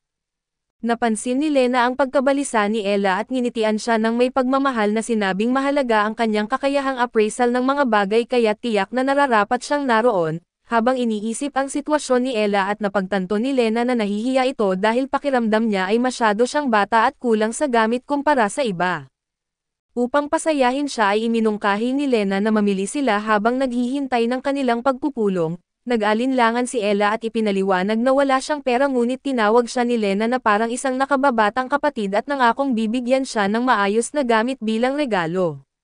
Dahil sa labis na tuwa at nagliwanag ang mukha ni Ella at agad siyang pumayag, habang naglalakad sa pamilihan ay masayang-masaya si Ella habang tinatamasa ang isang scoop ng ice cream. Tinanong siya ni Lena kung may tindahang gusto niyang bisitahin at itinuro ni Ella ang isang kawili-wiling tindahan. Dumating sila sa isang elegante at marangyang tindahan na nagbigay ng bahagyang kaba kay Lena, dahil sa kanyang karanasan ay hinala niyang nagbebenta ito ng peke o mababang kalidad na paninda kaso pumasok pa rin siya upang pagbigyan si Ella at sa loob, lalo lamang lumakas ang hinala niya at iminungkahing lumipat sila sa isang mas kilalang tindahan. Ngunit biglang natigilan si Ella at namamangha habang nakatitig sa isang hilaw na diamante na nakadisplay. Nagulat si Lena sa kanyang reaksyon at tinanong kung sigurado siyang tunay ito at kumpiyansang sumang-ayon si Ella at ipinaliwanag na dahil sa kanyang kakayahang mag-appraise, tiyak niyang tunay ang diamante. Labis na namangha si Lena nang malaman niyang hindi lang kakayahan ang kayang suriin ni Ella kundi pati mga bagay na may halaga, hindi alam ng may-ari ng tindahan ang pambihirang kakayahan ni Ella kaya't pinagtawanan niya ito at sinabing imposible ang sinasabi nito. Gayunpaman, binanggit niya na ang bato ay ibinebenta sa mas mababang halaga kaya't agad itong binili ni Lena na lubos na nagtitiwala sa hatol ni Ella. Pagkalabas ng tindahan ay nagtungo sila sa isang tindahan ng damit, namangha si Ella sa mga eleganteng kasuotan at adventurous na outfits na nakadisplay at kitang-kita ang kanyang tuwa, ngunit agad ding napunta ang atensyon ng tagapamahala ng tindahan kay Lena at iginiit nitong subukan niya ang kanilang pinakabagong disenyo. Sa kabila ng pagtutol ni Lena na nandoon lamang siya para kay Ella na patuloy pa rin siyang pinipilit ng tagapamahala, sa kalmadong tinig ay lumingon si Lena kay Ella at hinimok itong ipahayag ng may kumpiyansa ang gusto niya, sandaling nag-alinlangan si Ella ngunit sa huli ay matapang niyang sinabi na gusto niya ng kasuotang magpaparamdam sa kanya na isa siyang tunay na adventurer tulad ni Lena. Naantig si Lena sa lumalakas na kumpiyansa ni Ella at ngumiti siya ng may pagmalaki at ipinapaalala kay Ella na isa siyang mahalagang miyembro ng Luxria. Ang mga salitang iyon ay tumatatak sa puso niya at nagbigay sa kanya ng bagong determinasyon at sa mas matibay na loob. Hiniling ni Ella ang isang kasuotang magpaparamdam sa kanya na isang tunay na adventurer. Kitang-kita ang kanyang pagkasabik habang sinusubukan ang iba't ibang kasuotan at sa huli ay pinili niya ang isang kamangha-manghang damit na nagpatingkad sa kanyang tapang at kahandaan sa anumang hamon. Pagbalik nila sa Adventurers Guild na masaya silang sinalubong ng manggagawa na may magandang balita na opisyal nang nakarehistro si Ella bilang isang adventurer, kaya pinayagan na silang pumasok sa silid ng pagpupulong. Nagningning si Ella sa kanyang bagong kasuotan at kitang-kita ang kanyang kumpiyansa at pagmalaki. Samantala sa bahay naman ay hindi mapakali si Light at naiinip at pakiramdam niya ay napag-iiwanan siya. Nagpasya siyang mag-ensayo upang malibang kaso bago pa man siya makapagsimula ay biglang lumitaw ang espiritu ni Resta na isang anyo ng epekto ng prutas na nagbibigay ng kakayahan at pinagalitan siya. Bago pa siya makapalag ay hinayla na siya ng espiritu pabalik sa kama at mahigpit na tumatangging hayaan siyang mapagod muli. Nagprotesta si Light at binanggit na nakapagpahinga na siya ng 2 araw. Ngunit hindi siya tinigilan ng espiritu at pinilit siyang manatili sa kama. Naiinis at bumubulong si Light sa sarili na iniisip kung paano marahil ay pinupuri na sina Lena at Ella sa guild dahil sa kanilang papel sa pagwasak sa masamang dragon. Nagsimula siyang makaramdam ng selos at pagnanais na makilala rin at hindi na niya matiis ang pakiramdam ng pagiging walang silbi, kaya't binaliwala niya ang babala ng espiritu at nagpasya siyang pumunta sa guild upang sumama sa kanila at maibalik ang kanyang bahagi ng papuri. Sa loob ng guild ay naglakad si Lena sa malawak na pasilyo kasama ang manggagawa ng guild na halatang nakahinga ng maluwag sa kanyang presensya. Ipinaliwanag ng manggagawa na desperado ang guild na makakuha ng mas maraming impormasyon tungkol sa masamang dragon. Tiniyak ni Lena na gagawin niya ang kanyang makakaya ngunit sa loob-loob niya ay naging maingat siya at wala siyang balak isiwalat ang lahat ng detalye agad-agad. Ang tunay niyang layunin sa pagpunta sa guild ay upang alamin ang totoo tungkol sa pinagmulan ni Dara.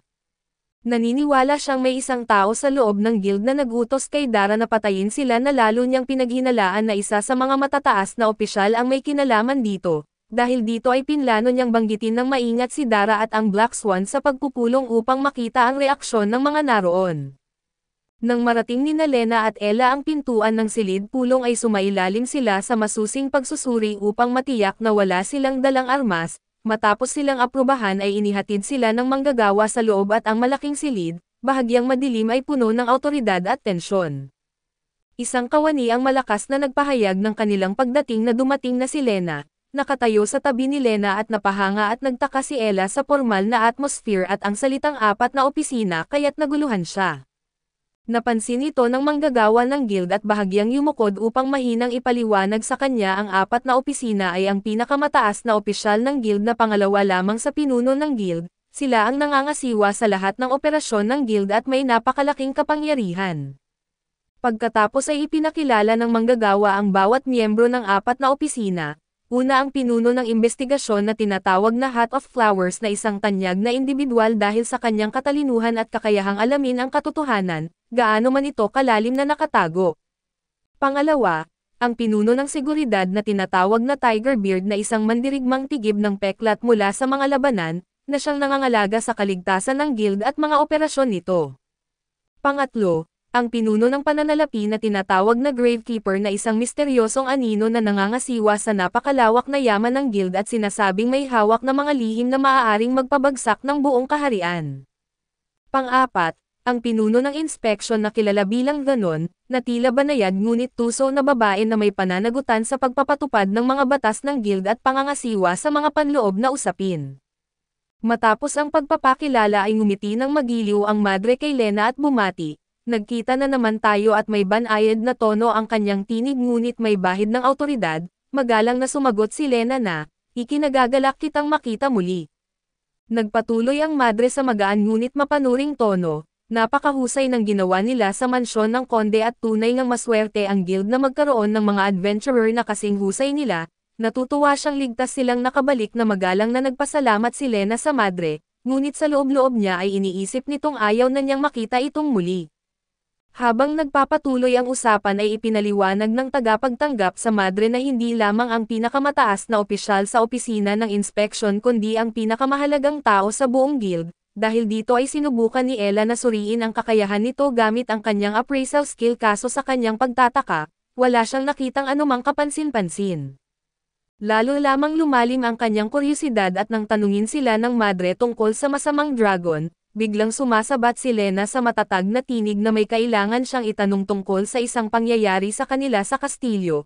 Ikinwento niya ang tungkol kay Dara na isang misteryosong babae mula sa grupong tinatawag na Black Swan, at tinanong kung may sino man sa silid na may alam tungkol sa kanya. Walang pag-alinlangan ay diretsyong sumagot ang madre na wala siyang alam tungkol sa pangalang yan. Sumang-ayon din ang iba pang opisyal at itinangging may kaalaman sila tungkol kay Dara. Iminungkahi ng pinuno ng investigasyon na tingnan ang mga talaan ng guild upang maghanap ng impormasyon. Subalit biglang nagsalita ang pinuno ng pananalapi at ipinapaalala na kinakailangan ng pagsang-ayon ng lahat ng apat na pinuno upang ma-access ang ganoong uri ng impormasyon, dahil dito ay binago ng madre ang usapan at walang pakundangang sinabi, ang mahalaga ngayon ay ang impormasyon tungkol sa masamang dragon. Kailangan nila ng sapat na detalye upang tuluyang mapuksa ito at napakuyom ang mga kamao ni Lena sa galit dahil sa hayagang pagwawalang bahala ng madre sa kanyang mga alalahanin, ngunit pinanatili niya ang kanyang kalmado at muling nagsalita ang pinuno ng investigasyon at ipinaalam na nakapagpadala na siya ng isang scouting bird upang hanapin ang dragon. Gayunpaman nang dumating ito sa lugar ay nawala na ang dragon at dagdag pa niya na kung mayroon silang kahit isang piraso mula sa katawan ng dragon, maaari nilang mahanap ito sa pamamagitan ng pagsubaybay sa enerhiyang mahika nito. Nakakita ng pagkakataon si Lena at inilabas ang bagay na kinuha niya mula sa kastilyo bago sila tumakas. Nang tanungin ng mga opisyal kung ano ito ay biglang sumabat si Aya na kanina pa ito sinusuri, at nagsabing isa itong kaliskis ng dragon. Napuno ng katahimikan ang silid sa gulat ng lahat sa kanilang natuklasan, agad na lumapit ang pinuno ng investigasyon upang kunin ang kaliskis para sa pagsubaybay subalit mabilis siyang pinigilan ni Lena na matatag na nanindigan. Matatag na ipinahayag ni Lena at binanggit na ibibigay niya ito subalit may isang kondisyon, kailangan niyang bigyan siya ng akses sa lahat ng talaan na may kaugnayan kay Dara, napuno ng bulungan ang silid dahil sa matapang na pahayag ni Lena. May mga bumubulong na tila hindi siya natatakot na humarap ng direkta sa apat na may mataas na ranggo. Matapos ang isang tensyon na pag-uusap ay sumang-ayon ang pinuno ng investigasyon, sinabing ang pagsubaybay sa dragon ang kanilang pangunahing prioridad. Sa huli ay pumayag din ang ibang mga pinuno na bagamat nagdagdag ng sarili niyang kondisyon ang madre, hindi nila matiyak na makikita nila ang hinahanap ni Lena at matatag na tinanggap niya ang kasunduan. Sinimulan ng pinuno ng investigasyon ang paghahanap sa mga talaan at makalipas ang ilang sandali ay may natuklasan siya. Ipinahayag niya na 12 taon na ang nakalilipas na isang batang babae na nagngangalang Ara ang nakatanggap ng isang kakayahang spirit summoning. Agad na nagtanong si Lena para sa karagdagang impormasyon na kung sino ang nagbigay sa kanya ng kakayahang iyon. Saglit na nag-alinlangan ang pinuno ng investigasyon bago tuluyang isiniwalat ang sagot at ang madre ang siyang namamahala sa pagbibigay ng mga kakayahan noong panahong iyon. Napatunayan ni Lena ang kanyang hinala at direkta niyang hinarap ang madre at malamig na sinabi, mukhang kilala niya si Dara at ito ang Lady Saint. Hindi natitinag ang madre sa akusasyon at kalmadong sumagot, na nabigyan na niya ng kakayahan ang libo-libong tao sa panahon ng kanyang panunungkulan. Hindi niya matatandaan ang sinumang nagngangalang Dara at dahil dito ay nadismaya si Lena dahil sa kakulangan ng malinaw na sagot. Napagtanto niyang hindi niya matutuklasan ang buong katotohanan sa araw na iyon at sa bigat ng kanyang damdamin, sinabi niya na wala na siyang ibang itatanong at para bang tuluyang binaliwala na lang ang usapan, nagpasalamat ang madre sa impormasyong ibinahagi nila tungkol sa dragon. Ngunit sa isang matalim at hindi inaasahang pahayag na bigla niyang ipinahayag na simula ngayon ay buburahin namin ang lahat ng talaan tungkol sa pangkat ni Luxria. Nagkagulo ang silid sa labis na pagkabigla at galit na tinanong ni Lena na bakit nila ginagawa ito na tumataas ang kanyang boses. Nanatiling kalmado ang madre at sagot niya sa isang misteryosong tono at binanggit na ang kanilang pangkat ay naglalagay sa panganib sa mga operasyon ng guild. Para sa kapakanan ng lahat ay mas mabuti nang maglaho ang Luxria sa talaan. Ang kanyang mga salita ay may bigat ng banta at iniwan sina Lena at Aya na nagugulat sa matinding rebelasyon, ngunit hindi pa natapos ang pagbubunyag ng madre at idinagdag niya na si Bruce na ang pinuno ng Holy Sword Guild ay nagsampa ng reklamo laban kay Light. Inaakusahan siyang ilegal na nag-recruit kay Lena sa kanyang pangkat at sapilitang inalis siya mula sa dati niyang guild. Nabigla si Lena sa akusasyon na ito kaso bago pa siya makasagot ay biglang pumasok si Light sa silid na walang malay sa nagaganap na pagtatalo. Hindi nagsayang ng oras ang madre at ipinaalam agad sa kanya ang desisyon na burahin ang Luxria mula sa talaan ng guild dahil sa di umano'y paglabag nila sa mga patakaran. Hindi natitinag si Light at matapang niyang hinamon ang kanyang autoridad na may kapangyarihan ba siyang gawin iyon. Isang manggagawa ng guild ang sumagot at nagpaliwanag na oo at ang pinuno ng inspection ay may autoridad na buwagin ang anumang pangkat na itinuturing na mapanganib o lumalabag sa mga batas ng guild. Gayunpaman ay nanatiling matatag si Light at matapang na sumagot na hindi mahalaga kung nasa talaan sila ng guild o hindi, ang Luxria ay mananatiling isang pangkat at dahil sa hindi matinag na diwa ni Light, naintriga ang madre at nagpasya siyang gamitin ang kanyang natatanging kakayahan sa kanya. Anuman ang nakita ng madre ay halatang ikinagulat niya bagamat agad niyang itinago ang kanyang reaksyon at pagkalipas ng ilang sandali, inihayag niya na nagbago ang isip nito at bibigyan niya sila ng pagkakataong maibalik ang kanilang reputasyon. Magtalaga siya ng isang S-rank na misyon para sa kanila kapag nagtagumpay sila, ipapawalang bisa niya ang mga paglabag at pananatilihin niya ang talaan ng kanilang pangkat, magbibigay din siya ng masaganang gantimpala at nagduda si Lena sa biglaang pagbabago ng tono ng madre. Tinanong niya ito kung bakit biglaang naging mabait ito. Ngumiti ng bahagya ang madre at sumagot na naantig siya sa determinasyon ni Light, sinabihan na tatanggapin ba nila ang misyon at sinubukan ni Lena na pagsabihan si Light na pinaghihinalaang patibong ang alok ng madre. Ngunit si Light na puno ng excitement ay minamaliit ang kanyang alalahanin at ang pagtapos sa isang S-rank na misyon ay magpapatatag ng kanilang reputasyon at gagawin silang mga alamat, syempre ay tatanggapin nila ng buong kumpiyansang idineklara ni Light. Ang madre ay napangiti ng may lihim na kahulugan at tumawa ng bahagya at alam niyang yun sasabihin ni Light, napansin ang tono sa boses ng madre at ngumiti si Light at sumagot na alam niyang malamang patibong ito, pero hindi nila maaaring magukit ng kasaysayan ng hindi nalalampasan ang mga ganitong hamon. Naantig si Lena sa di matitinag na kumpiyansa ni Light kaso nanatili siyang maingat.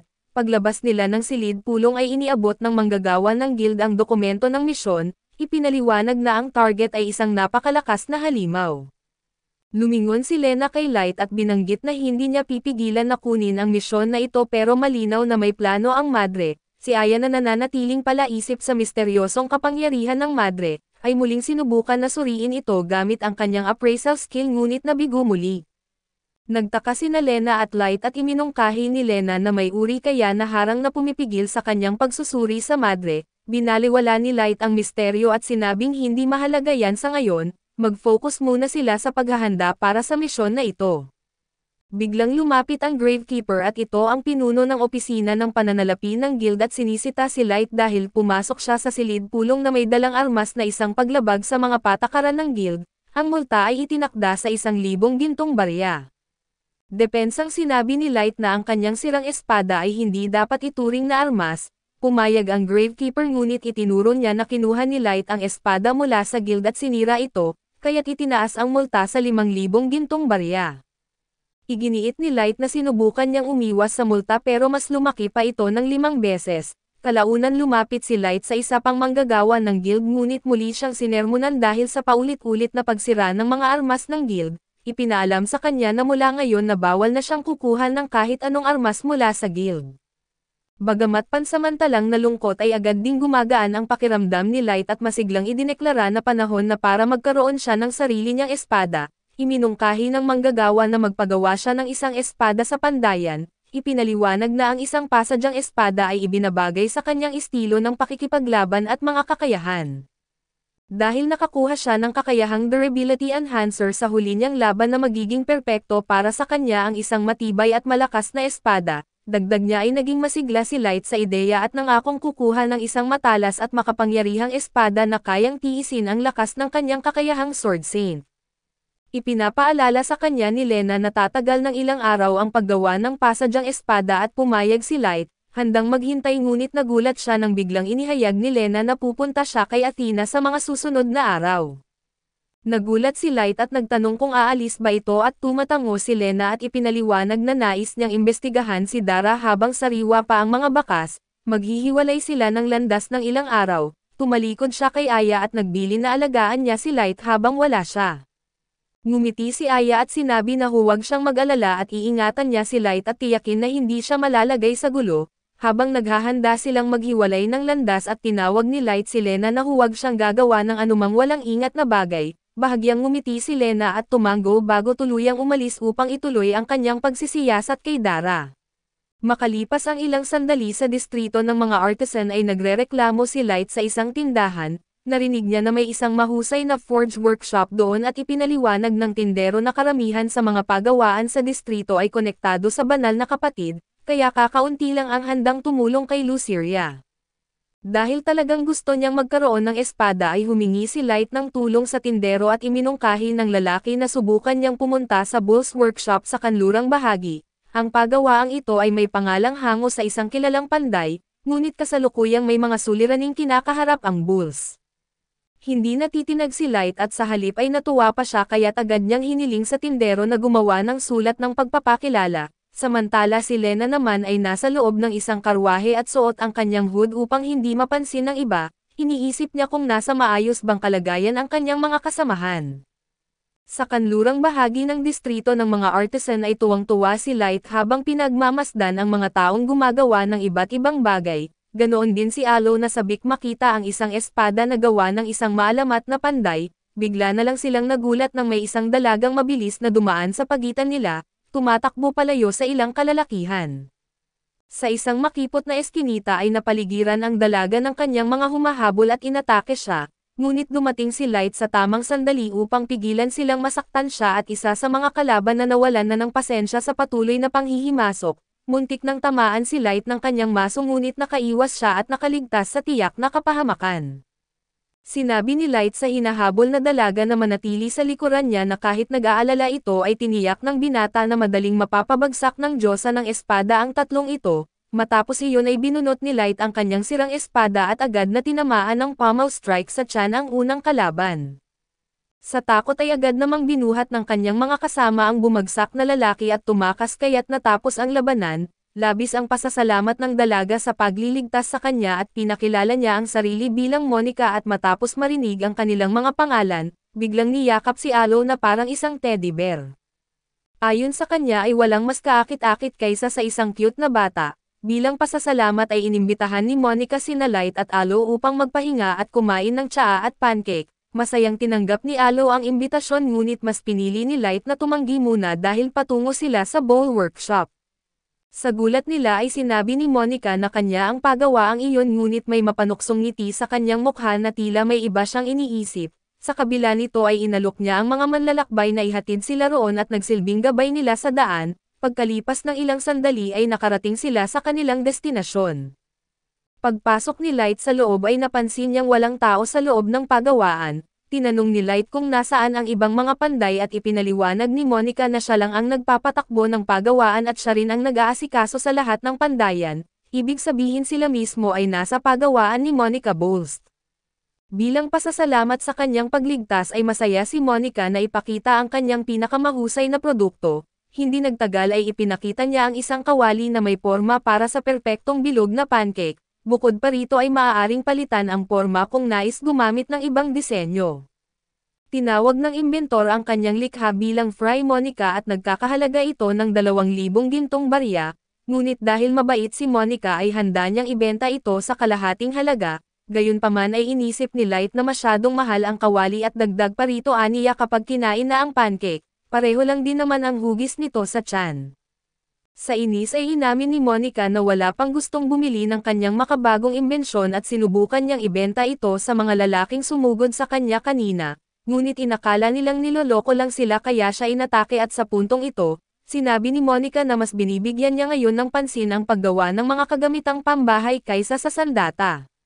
Napansin naman ni Light ang isang matalim na kutsilyo sa ibabaw ng mesa kaya't agad siyang nagpakita ng interes dito. Ayon sa kanya ay nag-aalaga siya ng mga prutas at napakahirap anihin ang mga ito, gamit ang pagkakataong ito ay hinawakan ni Monica ang kamay ni Light upang masukat ito saka agad nagsimulang magtrabaho. Habang nagbabantay sa pandayan ay namangha si Aya sa kakayahan ni Monica na tinatawag na Super Forge, na isang kakayahang nagbibigay sa kanya ng kakayahang ipasok ang ninanais na katangian sa isang kasangkapan sa bawat hampas ng martilyo. Sunod na binabanat ni Monica ang pinainit na bakal at hinuhubog ito bilang matalim na talam, inilagay ang kanyang pirma bilang huling bahagi ng paggawa at sa loob ng kaunting sandali, nakagawa siya ng espesyal na gunting pang-ani para kay Light. Upang subukan ang produkto ay binigyan siya ni Monica ng isang piraso ng matibay na kahoy, nag-alinlangan si Light at iniisip na imposibleng maputol ang ganoong katibay na materyal gamit lamang ang maliit na gunting. Ngunit nang ipitin niya ito ay nahati ang kahoy sa gitna na parang wala lang at namangha si Light sa husay ng kanyang bagong kasangkapan. Masaya si Monica na nagustuhan ng kanyang customer ang produkto, kaya handa na sana siyang sabihin ang presyo nito. Ngunit biglang pinutol siya ni Light upang humiling ng isang bagay at nais niyang gawin ni Monica ang pinakamahusay na espada para sa kanya. Pagkarinig nito ay yumukod si Monica at ipinaliwanag na hindi iyon posible, hindi dahil konektado ang kanyang pagawaan sa banal na kapatid, kundi dahil ayaw na talaga niyang gumawa ng mga espada. Sa kasamaang palad ay hindi pa rin niya naibebenta ang kanyang mga kagamitang pambahay at ang pangarap niya ay patunayan ang kanyang halaga bilang isang artisan. Kahit hindi siya gumagawa ng sandata at sa puntong ito ay naalala ni Light ang sinabi ng gabay na ang pagawaang ito ay dalubhasa sa paggawa ng sandata. Dahil dito ay napagtanto ni Monica na ang hinahanap ni Light ay ang pagawaan sa kabilang kalye na mayroon ding pangalang Boost. Sa loob ng pagawaang iyon isang panday ang mabilis na tumakbo papunta sa kanilang pinuno upang iulat na 20% pa lang ng mga order ang natatapos sa ngayon. Sumagot ang pinuno ng pagawaan na walang may dudulot ang pagrereklamo at hindi nito mapapabilis ang trabaho, kaya't kailangang gawin ng lahat ang kanilang makakaya at habang nagkakagulo sa loob, pumasok sina Light at Aya sa pagawaan kasama si Monica. Ngunit lahat ng mga panday roon ay tila hindi komportable sa presensya ng panday mula sa kabilang kalye, dahil dito nang tanungin si Monica kung bakit siya naroon ay napakunot noo ang amo ng tindahan. Pagkatapos ay diretsyong hiniling ni Monica sa kanyang ama na gumawa ng espada para sa kanyang customer. Agad namang nagreklamo ang kanyang ama at sinasabing hindi marunong humawak ng mga customer ang kanyang anak at laging isinasalin sa kanya ang mga ito. Nauwi ito sa isang mainit na pagtatalo sa pagitan nilang dalawa at dahil sa inis, nagdesisyon si Monica na umalis. Bago siya lumabas ay tinanong ni Light kung talagang imposible bang gawin ang kanyang espada. Ipinaliwanag ng isang panday na abala sila sa isang napakalaking order na dapat matapos sa susunod na semestre, kaya't walang pagkakataon para gawin ang kanyang espada. Pagkalabas ni Light sa tindahan ay hindi niya maiwasang isipin kung gaano kaganda kung si Monica mismo ang gagawa ng kanyang sandata, pero hindi niya alam kung paano niya siya mahihikayat na gawin ito at sa puntong iyon, tinawag siya ng isa sa mga panday ng ama ni Monica at tinawag siya sa kanyang pangalan. Nagpakilala ang lalaki bilang isa sa mga tauhan ni Boss Ivel Cain at nagulat si Light kung paano nito nalaman ang kanyang pangalan. Ipinaliwanag ng lalaki na nakita na niya ito noon sa laban niya laban kay Bruce ng Divine Speed. Napakalaki ng agwat ng lakas sa pagitan nila kaya't hindi niya ito nakalimutan. Sa katunayan ay naging tagahanga pa siya ni Light matapos makita kung gaano kahalaga ang kanyang tagumpay. Dahil napag-usapan ang laban ay kinamot ni Light ang kanyang ulo at binanggit na nagdulot ito ng malaking gulo sa banal na kapatid, ngayon na iniiwasan siya ng lahat ng sumusuporta sa kanila. Dahil dito ay naunawaan ng panday kung bakit siya pumunta sa Boast Workshop at dahil ang pamilya ni Monica ang tanging hindi konektado sa banal na kapatid, nang maisip ito ay tinanong ni Light kung bakit magkaiba ang pagawaan ng mag-ama kaya't ikinwento ng batang panday ang nangyari noon. 3 taon na ang nakalipas si Monica ay nagtatrabaho pa rin noon sa pagawaan ni Ivel, nang makuha niya ang kanyang Super Forge na kakayahan at agad silang sumikat sa buong banal na lungsod, ngunit 6 na buwan na ang nakalipas ay isang karwahe na may dalang mga kalakal ang inatake sa labas ng lungsod. Sa kasamaang palad ay napatay sa ambush ang ina ni Ivel at nahuli ang mga salarin, ngunit natagpuan ng mga awtoridad na isa sa kanila ay may dalang espada na may lagda ni Monica. Nang malaman niyang isa sa kanyang mga nilikha ang ginamit sa pagpatay sa kanyang sariling lola na labis siyang nawasak. Mula noon ay kinamuhian niya ang paggawa ng espada at matapos marinig ang kwento ay tinanong ni Light kung bakit hindi magkasundo sina Monica at ang kanyang ama. Bago pa man makasagot ang batang panday, 2 lalaki ang lumapit at hinanap si Ivel. Ang lalaking may kayumangging buhok ay si Doug ay isang tauhan ni Zamden na habang ang isa namang may mahabang buhok ay isang kinatawan ng Black Swan Merchant Group at kliyente ng Boast Workshop. Nang makita nila ang pinuno ng pagawaan ay agad na nagbigay ng bagong order si Zito at ipinaalam na palalawigan ang lingguhang supply sa loob ng 1 taon. Nagprotesta ang Batang Panday at sinasabing wala silang kakayahang tapusin na nga ang lingguhang order. Lalo pa ang ganitong kondisyon at sumagot naman si Doug na kung hindi kaya ng ama ni Monica, hihingiin nila ito sa anak at ito ang babaeng may super forge na kakayahan na isang napakabihirang talento na marami pang panday ang handang pumatay para lamang magkaroon nito. Dumipense si Light at sinabing ayaw ni Monica gumawa ng mga espada subalit iginiit ni Zito na kaunting dahas lang ay magbabago rin ang isip ng kahit sino. Nang makita ni Aya ang kidlat na lumalabas mula sa kamay ng lalaki ay agad niyang napagtanto na may kakaibang kapangyarihan ito. Sa kabila nito ay sinabi ni Ivel na hindi niya kailanman ipinangako na gagawin niya ang mga sandata at ang totoo ay napilitan lang siyang pumirma ng kontrata. Matapos iyon ay umalis na ang mga kinatawan ng Black Swan at ipinaliwanag ng tauhan ni Ivel na ginagamit ng Black Swan Merchant Group si Monica bilang panakot upang mapilitang pumayag ang kanyang ama sa kasunduan. Dahil gumagawa ng mga sandata ang kanyang ama at hindi na niya nakayang manatili sa parehong pagawaan kasama ito, bago umalis ay muling hiniling ni Ivel kay Light na huwag ipaalam kay Monica ang tungkol sa nangyari. Kinagabihan ay kumatok sina Light at Aya sa pagawaan ni Monica at inimbitahan siyang lumabas upang maghapunan. Hindi nagtagal ang tatlo ay nasa isang kainan na at masayang nagtatanghalian. Labis na namangha si Monica nang malaman niyang may kakayahan si Aya na appraisal skill na isang napakahalagang kasanayan sa kahit anong pagawaan. Ngunit ipinaliwanag ng bata na ang tanging nais lang niya ay makasama si Light sa mga pakikipagsapalaran at hindi maging isang artisan, dahil dito ay pinuri siya ni Monica sa kanyang pagiging totoo sa sarili at sinabi niyang napakasarap sigurong mahalin ng isang mabuting batang tulad niya. Sa sobrang tuwa ay nangako si Monica na siya ang magbabayad ng kanilang pagkain at hinayaan pa si Aya na umorder ng mas marami pang pizza at ito ang kanyang paboritong pagkain. Naalala naman ni Light na sila ang nag-invite kay Monica kaya't siya pa dapat ang nagbayad subalit sinabi ni Monica na gusto pa rin niyang bayaran ang lahat bilang pasasalamat sa pagligtas sa kanya. Dagdag pa niya ay mahigit kalahating taon na rin siyang hindi nakakasalo ng kahit sino sa hapunan. Sa pagkakataong iyon ay itinabi na ni Light ang kanyang simpleng salad at umorder na rin ng pizza na may kabute, dekalidad na inihaw na karne na may halamang pampalasa at ubas na katas.